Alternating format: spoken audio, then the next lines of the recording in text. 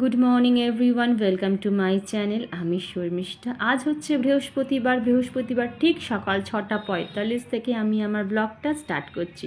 আশা করছি প্রত্যেক দিনের ন্যায় আজও তোমরা ব্লগটা পুরোপুরি দেখবে। ঘুম থেকে উঠেই প্রথম কাজ হচ্ছে আমার জিনিস জায়গায় অর্গানাইজ করে রাখা। তাতে আমার ক্লিনিং ডাস্টিং করার সময় অনেকটা কিন্তু সুবিধা হয়। দেখো, তারপরে চলে এসেছি কিন্তু বাসি সদরটা একটু পরিষ্কার করতে। যতদূর পারি যতদিন পারি আমি করে রাখার চেষ্টা করি। সব সময় হয়তো হয়ে ওঠে না, হয়তো একটু ঝাড়ু দিয়ে নিলাম বা এক নাতায় বুলিয়ে নিলাম। তো মেয়ে আর হাজব্যান্ড বেরোনোর আগে আমি অন্তত সদরটা একটু মুছে রাখার চেষ্টা করি, না হলে একটু ঝাড়ু দিয়ে দেওয়ার চেষ্টা করি। সব সময় চেষ্টা করি যেন পরিষ্কার পরিচ্ছন্ন জায়গা থেকে ওরা বেরোতে পারে, কোনো সময় যেন বাসি জায়গা থেকে না বেরোয়, সেটা আমি মাথায় রাখার চেষ্টা করি। আর কালকে না একটু ঘুমাতে অনেকটা রাত হয়ে গেছে। দেখো, এডিট করতে করতে প্রায় আমার 1টা বেজে যায়। মেয়েও পড়াশোনা করে, দুজনে মিলেই কাজ করি। মেয়ে পড়ে, আমি এডিট করি। তারপরে জাস্ট শুতে যাব দুজনে মিলে, সঙ্গে সঙ্গে কারেন্টটা গেল চলে। 1টায় কারেন্ট গেছে, এসছে 2টোর পর। এবার দেখো, সেই যে ঘুমের রেস্টটা কেটে যায় না, ঘুম আর আসতে চায় না। প্রায় 2:30 বেজে গেছে কিন্তু ঘুমাতে কিন্তু ঠিক 5:30টার মধ্যে কিন্তু আমার ঘুম ঠিক ভেঙে গেছে। ওই যে অভ্যাস, যতই রাতে শুই না কেন ঘুম ঠিক আমার ওই একটা টাইমের মধ্যেই কিন্তু ভাঙবে। দেখো, সিঁড়িটা মুছে চলে এলাম রান্নাঘরে। আর এখানে না ভাতের চালটা একটু ধুয়ে রাখি, দেখি একটু পরেও বসাতে পারি, আবার সঙ্গে সঙ্গে বসাতে পারি। যেহেতু টিফিনে আমরা ভাত খাই না, সেদ্ধ ভাত খেলাম কি ডাল ভাত খেলাম, ওই জন্য না একটু তাড়াতাড়ি আমাকে ভাতটা বসাতে হয়। ঘুম কিন্তু ভেঙে গেছে বন্ধুরা অনেক সকালে, কিন্তু উঠতে ইচ্ছা করছে না, একটা ল্যাথার্জি কাজ করছিল। দেখবে, প্রপার যদি তোমার রাতে ঘুম না হয় না, সকালবেলা কিন্তু উঠতে একটু ল্যাথার্জিটিক লাগে। মা কিন্তু সকালবেলা বলেছিল যে তুই রেস্ট নে, অনেকটা রাতে তুই শুইস, তো আমি একটু উঠে কিছুটা কাজ অন্তত এগিয়ে রাখি, তাহলে তোর সুবিধা হবে। কিন্তু কি বলতো, ওই যে আমার একটা অভ্যাস যে আমি কাজ করব, আমার সামনে মা কেন, যে কোনো মানুষ, আমি শুয়ে থাকবো আর একজন কাজ করবে, এটা আমি মানতে পারি না। আর যখন কাজ করতেই হবে তাহলে আর অলসতা কিসের বলো। আর এই বয়সে পরিশ্রম করবো না তো কোন বয়সে করব? যত পরিশ্রম করবে তত শরীর ভালো থাকবে। তবে কি, গরমে অতিরিক্ত কিন্তু একদম পরিশ্রম করতে যাবে না, মানে কি বলবো, মাত্রা অতিরিক্ত পরিশ্রম করতে যাবে না। যেটুকু দরকার সেটুকু করবে। প্রত্যেকটা দিন যে টু ডু লিস্ট আমরা যে বানাই, এক গাদা কাজ কিন্তু ওর মধ্যে অ্যাড অন করবে না। যে কাজগুলো এসেনশিয়াল, মানে এই সময় যে কাজগুলো আমাদের করতেই হবে, সেই কাজগুলো শুধুমাত্র লিখে রাখবে। আর মোটামুটি সব কাজ কিন্তু একটু মাইনাস করে রেখে দেবে।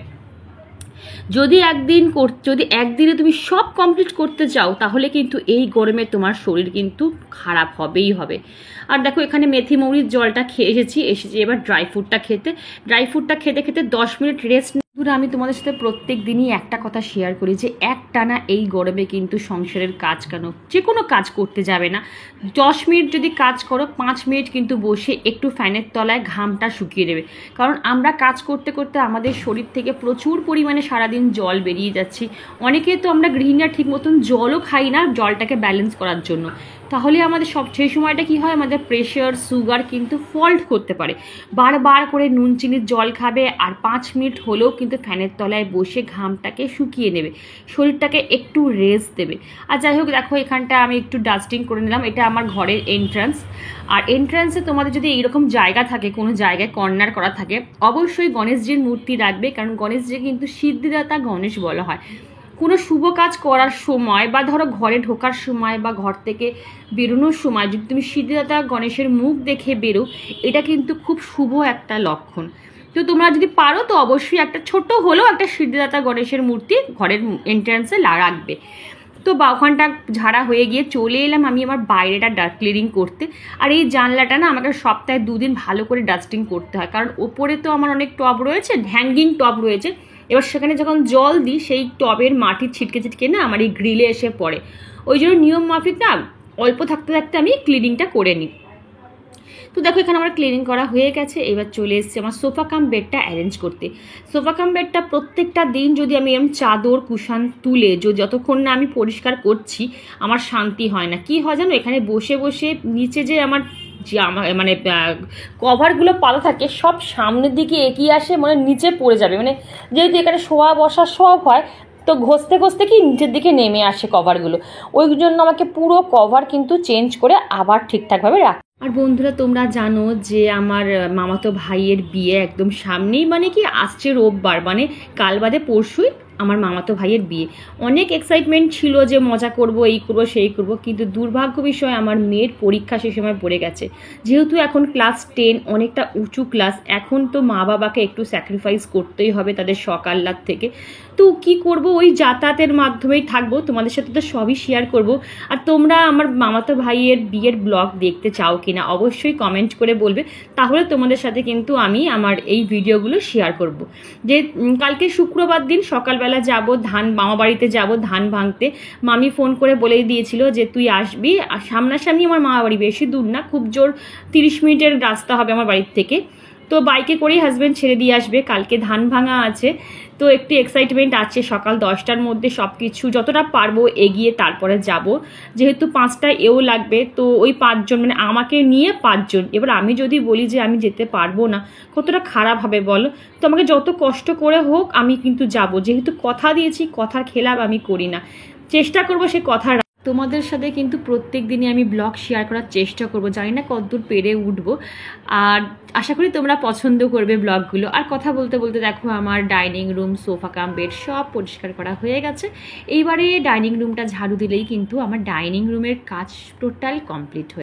কাজ করতে করতে আমার এক সাবস্ক্রাইবার বন্ধুর কমেন্ট আমি পড়ে নিই। ওর নাম মৌসুমি, খুব মিষ্টি একটা মেয়ে। ও আমায় কমেন্ট করে বলেছে, দিদি তোমার ব্লগ দেখতে দেখতে আমি রান্না করি, কাজ করি, একটা আলাদা এনার্জি পাই। আর আমিও তোমাদের কমেন্টগুলো কিন্তু রান্না করতে করতে, কাজ করতে করতে পড়ে নিই। এতেও কিন্তু আমি অনেকটা পরিমাণে এনার্জি পাই আর মোটিভেট হই।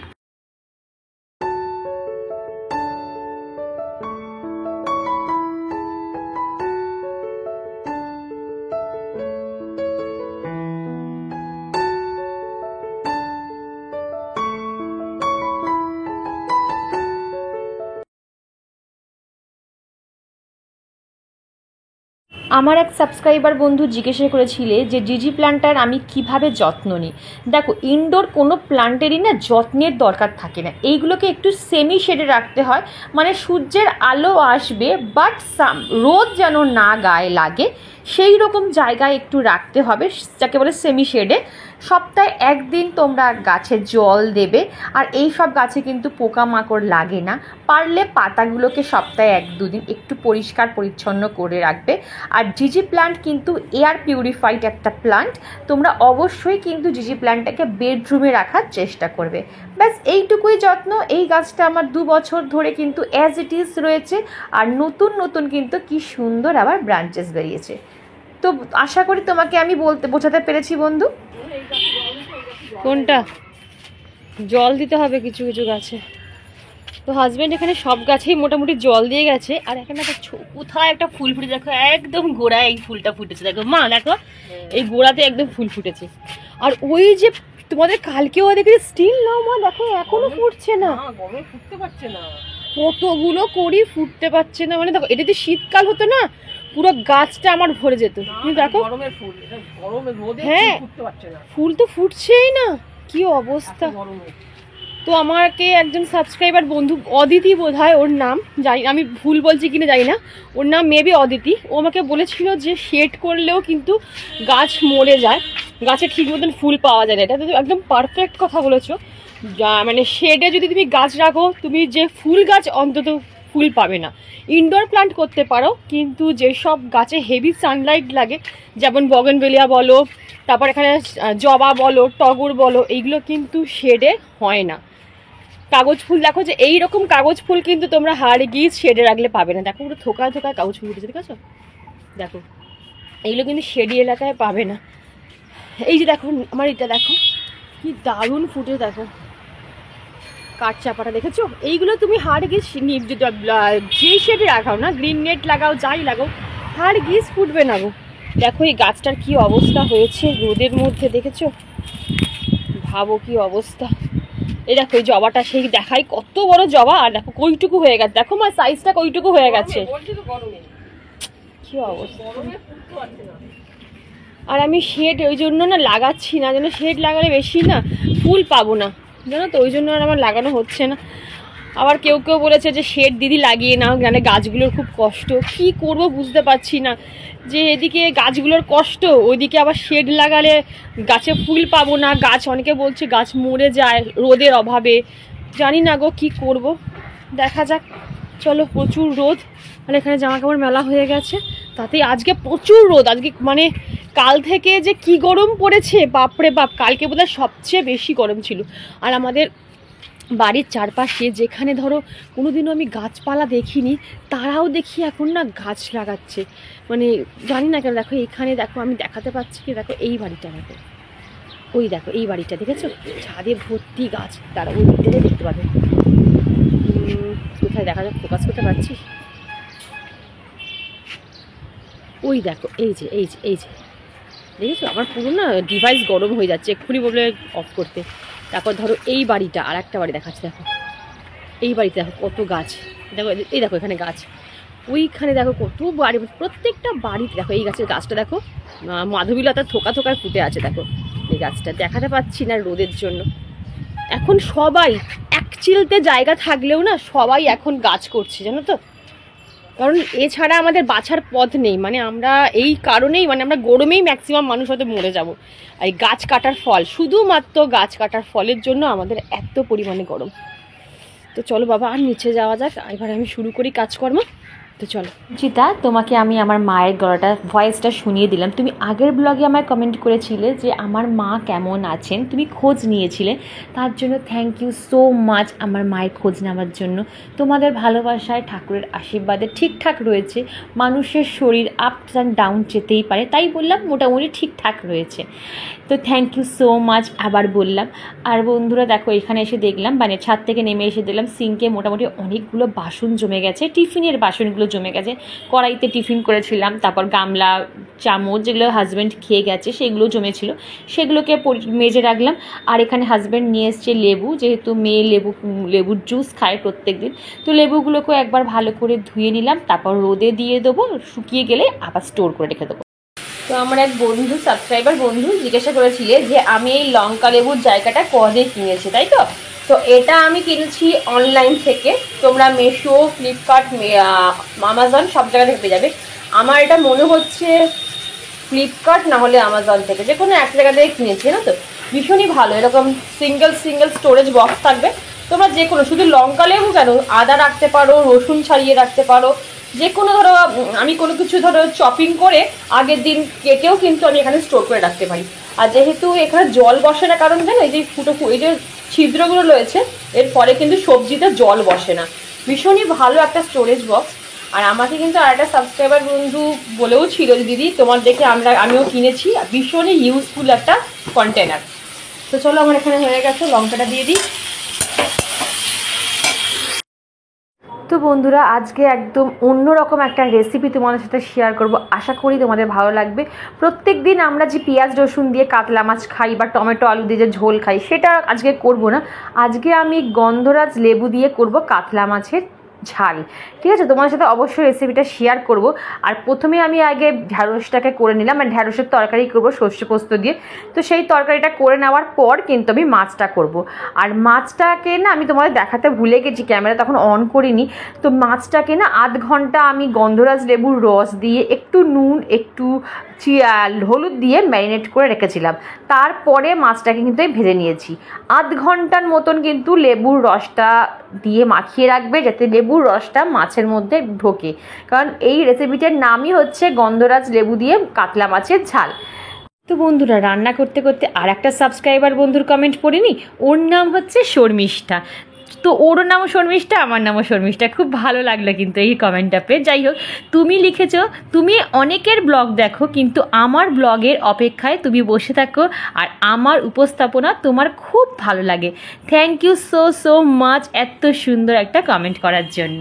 আর দেখো, এখানে কিন্তু ঢ্যাঁড়সের তরকারিটা আমার হয়ে গেছে। এবারে একটু জল দিয়ে আমি ঢাকা দিয়ে রাখবো, আর নামানোর আগে একটু সর্ষে পোস্ত বাটা দিয়ে তারপরে তরকারিটা আমি নামাবো। আর দারুণ খেতে হয়েছে, প্রত্যেকটা রান্না আজকে কিন্তু দারুণ ফাটাফাটি খেতে হয়েছিল বন্ধুরা। তো বন্ধুরা, কালকে তোমাদের যেহেতু বললাম যে কালকে ভাইয়ের বিয়ের ধান কোটা আছে, তো ওই জন্য কিছুটা আনাজ আমি কেটে রেখে দিলাম। যতটা পারি কাজ এগিয়ে রাখার চেষ্টা করি, যাতে পরের দিন সকালবেলা ঘুম থেকে উঠে ঝটাপট রান্নাটা করে চলে যেতে পারি। আর এখানে দেখো পোস্ত সর্ষে বাটা দিয়ে দিয়েছি, এরপরে ঢ্যাঁড়সটা নামিয়ে নেবো। এরপর কিন্তু তোমাদের সাথে শেয়ার করব আমি কিভাবে গন্ধরাজ লেবু দিয়ে কাতলা মাছটা করি। তো বন্ধুরা, দেখতে থাকো ব্লগটা। আর এখানে দেখো কাতলা মাছের গ্রেভি তৈরি করার জন্য আমি 2 চামচ টক দই নিয়ে নিচ্ছি। আমি প্রথমেই বলে নিচ্ছি যে ইনগ্রেডিয়েন্টসগুলো আমি নিচ্ছি, আমি আমার মাছের কোয়ান্টিটির মতন নিচ্ছি, মানে যেটুকু আমি গ্রেভি করবো সেইটুকু নিচ্ছি। তোমরা যেটুকু গ্রেভি করবে সেই রকম তোমরা কিন্তু নেবে। আর এখানে আদা বাটা নেব, 1 চামচ আদা বাটা, 1 চামচও নিই, 1/2 চামচ আদা বাটা নেব। আর জিরের গুঁড়ো নিতে পারো, তবে অপশনাল, জিরের গুঁড়ো নিতেও পারো, নাও নিতে পারো। আর নিয়েছি 2 থেকে 4 চামচ আমি নিয়েছি পোস্ত বাটা। পোস্ত বাটা তোমরা যতটা দিতে পারো কোনো অসুবিধা নেই, আর একটু বেশিও দিতে পারো, যতটা পারবে গ্রেভি, মানে যতটা গ্রেভি করবে ততটা তোমরা ইনগ্রেডিয়েন্টস দেবে। আর দিলাম অল্প পরিমাণে গোলমরিচ। ব্যাস, এইটাকে ভালো করে ফেটিয়ে নেবে, খুব সুন্দরভাবে ফেটিয়ে নেবে, যাতে প্রত্যেকটা ইনগ্রিডিয়েন্টস যেন মিহি হয়ে থাকে। আর সময় দইটা যেন কোনো সময় থোকা থোকা হয়ে না থাকে, তাহলে কিন্তু খেতে ভালো হবে না। আর দেখো আমি খুব সুন্দরভাবে কিন্তু ফেটিয়ে নিলাম। আর মাছটা কিন্তু আমি বলেছিলাম মাছ ভাজার আগে আধ ঘন্টা আমি গন্ধরাজ লেবুর রস, নুন আর হলুদ দিয়ে ম্যারিনেট করে রেখেছিলাম। আধ ঘন্টা পর কিন্তু আমি মাছটাকে ভেজে নিয়েছিলাম। তো এবারে শুরু করা যাক বন্ধুরা। আর গন্ধরাজ লেবুর আমি 1 চামচের মতন গন্ধরাজ লেবুর রস চিপে নেবো, এইটা আমি লাস্টে দেবো। বেশি চিপবে না, তাহলে কিন্তু তিতকুটে হয়ে যাবে। যতটা মানে ওপর দিয়ে নেওয়া যায় সেটা চেষ্টা করবে। এই দেখো এইটুকুই কিন্তু রস আমার বেরিয়েছে, 1 চামচের মতন। তো শুরু করা যাক বন্ধুরা। তেলটা গরম হয়ে গেছে, কালো জিরে ফোড়ন দিয়েছিলাম, আর অল্প একটু মিষ্টি দিয়েছিলাম। মিষ্টিটা তোমরা যতটা যেমন পরিমাণে মিষ্টি খাও সেই পরিমাণে মিষ্টি তোমরা দিতেই পারো। আমরা অল্প মিষ্টি খাই, তো জন্য অল্প পরিমাণে মিষ্টি দিলাম। এরপরে যে ফ্যাটানো ব্যাটারটা ছিল সেটা কিন্তু তেলের মধ্যে দিয়ে দিলাম। সবসময় মনে রাখবে কোনো রকমভাবে যেন ধরে না যায়, মশলা যেন ধরে না যায়। যেহেতু টক দই দেওয়া আছে, খুব তাড়াতাড়ি কিন্তু ধরে যাওয়ার ব্যবস্থা, মানে তাড়াতাড়ি ধরে যেতে পারে। ওই জন্য কন্টিনিউয়াসলি কিন্তু তোমরা খুন্তি চালাতে থাকবে, ঠিক আছে? আর একটুখানি মশলা ছিল, সেই বাটিটা ধুয়ে আমি কড়াইতে দিয়ে দিলাম, কারণ পোস্ত এতটুকু নষ্ট করা যাবে না। পোস্তর দাম এখন সোনার দামের কাছাকাছি, আমি জাস্ট জোক করলাম। তো যাই হোক, এবার দেখো আমি নাড়তেই রইলাম। এরপরে কিন্তু আমি একটু জল অ্যাড করলাম, যেন গ্রেভিটা একটু হবে, কারণ সবাই মিলে খাবো তো। তবে লাস্টের দিকে কিন্তু আমরা কেউ ভাগে পাইনি, ম্যাক্সিমাম 90% আমার হাজব্যান্ড কিন্তু খেয়ে নিয়েছে, ওর এত পরিমাণে ভালো লেগেছে। আর এই রান্নাটা কিন্তু আমি প্রথম ট্রাই করলাম। তো দেখো মাছটা দিয়ে নিলাম, মাছটা একটু আগেই দিয়েছি, কারণ হচ্ছে মাছের ভেতর যেন জুসগুলো ঢোকে। এবার পরিমাণ মতন, মানে স্বাদ মতন নুন দিলাম। আমি এখানে হলুদ অ্যাড করিনি, যেহেতু এটা আমি সাদা কালার করব, ওই জন্য হলুদ অ্যাড করিনি। হলুদ অ্যাড করলেই কিন্তু কালার চেঞ্জ হয়ে যায়। আর লঙ্কা বাটা কিন্তু আমি 1 চামচ দিয়েছিলাম, আমি ওটা স্কিপ করে গেছি দেখাতে। তোমরা কিন্তু 1 চামচ লঙ্কা বাটা দেবে। আর এখানে নামানোর আগে আমি 2 চামচ সাদা সর্ষে বাটা দিয়েছি। কালো সর্ষে দিলে কিন্তু হবে না, সাদা সর্ষে বাটা দিতে হবে। আর ছাদ থেকে কয়েকটা গন্ধরাজ লেবুর পাতা আমি পেরে নিয়েছিলাম, সেইগুলোকে একটু কেটে একটু হাত দিয়ে চটকে তার উপর দিয়ে দেবে। 2 থেকে 3 মিনিট ফুটিয়েই কিন্তু সঙ্গে সঙ্গে নামিয়ে নেবে। আর রেডি হয়ে গেল কিন্তু গন্ধরাজ লেবু দিয়ে কাতলা মাছের ঝাল। দারুণ খেতে হয়েছিল, একবার ট্রাই করে দেখবে। তোমাদের মানে বাড়ির লোকটা কিন্তু তোমার প্রশংসা করতে বাধ্য হবে। একদম অন্য ধরনের একটা রেসিপি, গরমের পক্ষে একদম আদর্শ একটা রেসিপি। তো বন্ধুরা দেখো এরকম লুকস হয়েছে, আর দারুণ তেমন টেস্টটাও হয়েছে। তো চলো, এইবারে আমার রান্না বান্না কমপ্লিট হয়ে গেছে। এইবারে আমি শুধু কিচেনটা ক্লিনিং করে নেবো। আর কিছু বাসন ছিল, মানে রান্না করার পর যেই বাসনগুলো ছিল সেগুলো মেজে নেবো। যেহেতু আমি রান্না করতে করতে বাসন মেজে নিই, ওই জন্য আমার না একভাবে মানে অনেক বাসন একসাথে জমে যায় না, কারণ আমি কিন্তু মাঝে মাঝেই বাসন মেজে নিই। সকালে দেখলে আমি 1 প্রস্ত বাসন মাজলাম, আবার এখন কিন্তু আর 1 প্রস্ত বাসন মেজে নিলাম।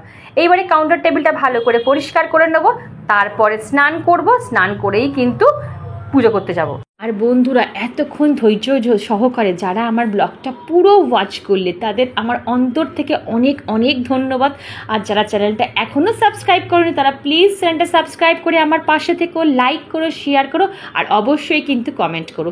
আর দেখো এখানটা তোমরা জানো যে এখানটা আমি এটা মোটা চাদর ভিজিয়ে এই ডাইনিং রুমের জানলার উপরে দিয়ে দিই, নাহলে এত পরিমাণে গরম রোদ ঢোকে হলকানি, যেখানে আমরা বসে খেতে পারি না। তো দেখো ঘর পুরো অন্ধকার করে দিলাম। স্নান টান করে চলে এসেছি বন্ধুরা ঠাকুর পুজো করতে। আর এত পরিমাণে গরম লাগছে, মনে হচ্ছে স্নান করে উঠে আমি আর একবার স্নান করে নিয়েছি। তো ঠিক আছে, ঠাকুরের সামনে একটু কষ্ট সহ্য করতে হয়, কষ্ট করলেই তবে কেষ্ট মেলে, তাই না বন্ধুরা? আর আমাকে মৌসুমি তুমি জিজ্ঞাসা করেছিলে আমি কেমন আছি। আমি ভালো আছি ভাই, তুমি কেমন আছো অবশ্যই কমেন্ট করে বলবে। আর মৌসুমি তুমি আমাকে দিদির মর্যাদা দিয়েছো, আমি চেষ্টা করব সেই মর্যাদা পালন করে রাখার। আর তোমাকে দিদি হিসাবে বলবো তুমি অনেক অনেক বড় হও, তুমি তোমার পরিবারকে নিয়ে অনেক সুখে শান্তিতে থাকো। প্রিয়াঙ্কা তুমি বলেছো আমি কোথায় থাকি, আমি কলকাতা থাকি। বাকি বন্ধুদের নাম আমি কিছুটা বলছি, নেক্সট ব্লগে আবার কিছুটা বলবো। Rakhi, Shri, Namita, Soma, Sharmistha, Bongsangi blog, Shashwati daily blog, Aditi, Shashwati তপতিদি, সঞ্চিতা, তারপর হচ্ছে যে সৌমি, কণিকা, সঞ্চিতা, অনন্যা, গার্গী, আমার যে কটা এখন মনে পড়লো মায়ের সেই কটা নাম বললাম। যদি কোনো নাম আমার স্কিপ হয়ে যায় নেক্সট ব্লগে কিন্তু অবশ্যই আমি তোমাদের নাম নেবো, প্লিজ রাগ করো না। বুঝতেই তো পারছো একটা মাথা, এতগুলোর নাম মনে রাখা খুব টাফ হয়ে যায়। আর দেখো এখানে কিন্তু আমার বৃহস্পতিবারের পুজো মোটামুটি কমপ্লিট হয়ে গেছে। আর ব্লগটা কেমন লাগলো অবশ্যই কিন্তু কমেন্ট করবে, আর সাবস্ক্রাইব করে কিন্তু আমার পাশে থাকবে। আজকে এইটুকুই, আবার কালকে দেখা হবে নতুন একটা ইন্টারেস্টিং ব্লগে। তখন সবাই খুব খুব ভালো থেকো, টাটা।